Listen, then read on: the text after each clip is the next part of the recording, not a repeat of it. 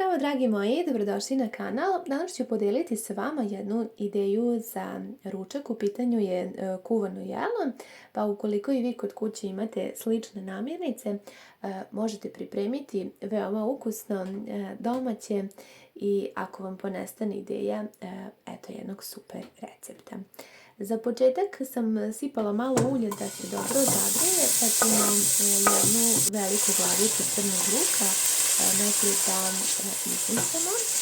Kako sam ja imala 2 babure paprike koje su mi ostale od prethodnog dana kada sam pripremala punjene paprike, tako da je ovo ispalo super da ih iskoristim. U suštini možete koristiti i crvenu papriku i bilo koju drugu koju vi imate.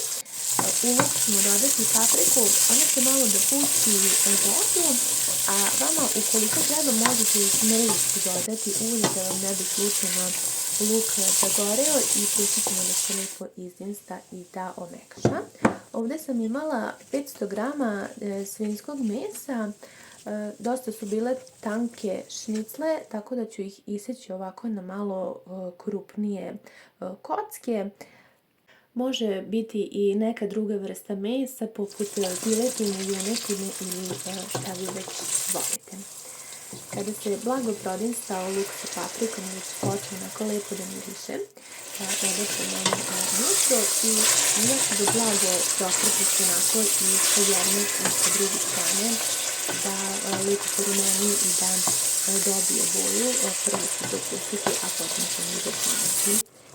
Sad ukoliko kod kuće imate ljutu papriku, svežu, a volite da ručak bude malo pikantniji, možete dodati ovdje stvarno jako mala količina paprike u pitanju, jer ona baš onako pusti tu ljutinu, ali bude posebno ukusno, tako da obavezno dodam kada imam.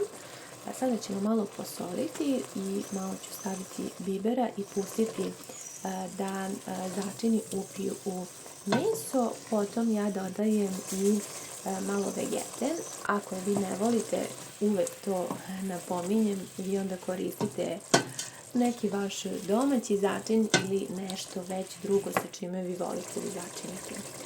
Zatim, ovo je jedna srednja kašika slatke mlevene crvene paprike i obavezno dodajem dimljenu papriku, gotovo u 90% jela stvarno bude onako poseban taj šmek te dimljene paprike, tako da ako je ne koristite, obavezno kupite, imate na pijacama, imate u radnjama, baš stvarno bude fino. Zatim bit će dovoljno 150 ml nekog gustog paradajz soka poput pasate ili nekog pasiranog paradajza koji već imate. I dodala sam malo suvog peršina. Ako imate svež, možete sačuvati pa dodati pred kraj, kako god vi volite. I zatim ćemo za početak da prelijemo sa 750 ml hladne vode na ovu količinu povrća i mesa. To će biti dosta. Temperatura ringle mi je iznad srednje, pokreću, a zatim prelazimo na povrće. Tokom nedelje obavezno kada kuvam, znate i sami koliko volim ručkove iz Rerne, ali jednako tako volim i kuvana jela da pripremim i prosto volim da napravim neki balans. Ali bilo koje jelo da je u pitanju, nekako još sam od mame naučila da sav taj proces nekako ubrzam, a da opet bude fino i ukusno. Ovdje sam koristila 4 krompira, vidite da su 2 bila baš jako mala, tako da možete i 3 recimo srednja krompira ili zavisi kako ste vi sad već navikli na ukus. Ja volim da dodam dosta krompira, posebno što bude zasitnije. Meso se najpre dimstalo nekih 5-10 minuta sa začinima, a krčkalo u ovom sosu 40 minuta narednih. Nakon toga sam ja tek dodala krompir, zato što je ovo crveni krompir i on će brže da se skuva. Ukoliko imate neku drugu vrstu krompira koja treba više vremena, vi onda možete staviti krompir i malo ranije. Zatim imala sam ovdje jednu malo veću tikvicu, tako da ću iskoristiti, pa će ovo biti jedna baš osvežavajuća verzija ovog ručka koji najviše volim i mogu da kažem da je ovo neka verzija paprikaša. Vi svi znate koliko ja volim sva ta jela i veoma često pripremam. Tikvicu ću da iseckam ovako na što manje kockice, zato što nju dodajem poslednju, pa da bi se skuvala. Sada ćemo da proverimo naš krompir. Otprilike nakon nekih 10 minuta kako ste dodali krompir, promešajte pa onda dodajte tikvice.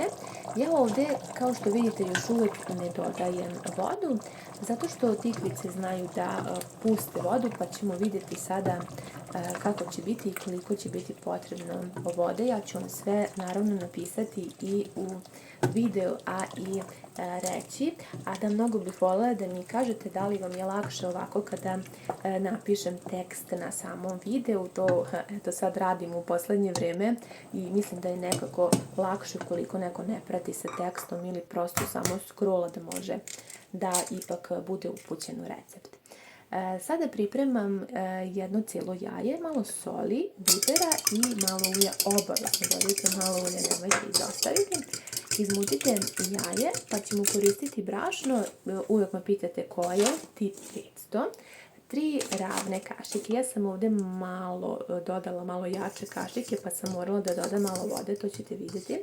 Ali, dakle, 3 ravne kašike mislim da će biti dosta, pošto ja inače nikada kada pripremam ove noklice nemam neku meru, dodajem odokativno, ali sada sam ovako dodavala prosto da biste vi znali, ukoliko neko prvi put priprema noklice, da ima tačan recept.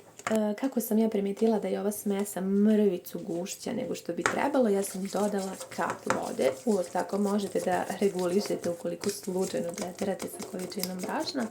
Kada izmešate, otprilike bi trebala smesa da bude ovakva za knedle, ukoliko želite da bude onako baš mekane, da vam ne ispadnu tvrde. Ja se sećam davno kada sam prvi put pripremala knedle, odnosno noklice, kako ih mi zovemo u našoj kući. Toliko su ispale tvrde, zato što sam ja verovatno preterala sa brašnom. Pa ukoliko ih pripremate prvi put, čisto da imate uvid kako treba da izgleda smesa, da vam se ne bi to desilo. Prošlo je nekih 5 minuta, proverila sam da li su tikvice pustile vodu i ja sam dodala još 400 ml vode, zato što ćemo unutra dodavati noklice i one će još dodatno da uguste ovaj naš fini ručak. Pokriću i ostaviti da se tikvice skuvaju. Otprilike sam kuvala još nekih 15 minuta. Vi proverite da li je meso, krompir i tikvice gotovo. I pred sam kraj ćemo dodati noklice. Vi ih možete staviti u frižider, odnosno ja ih obavezno kada ih umutim stavim u frižider do upotrebe, tako se lepo stekne smesa i onda možete da ih vadite. Obavezno prethodno je potrebno da umočite kašiku u tečnost i da vadite.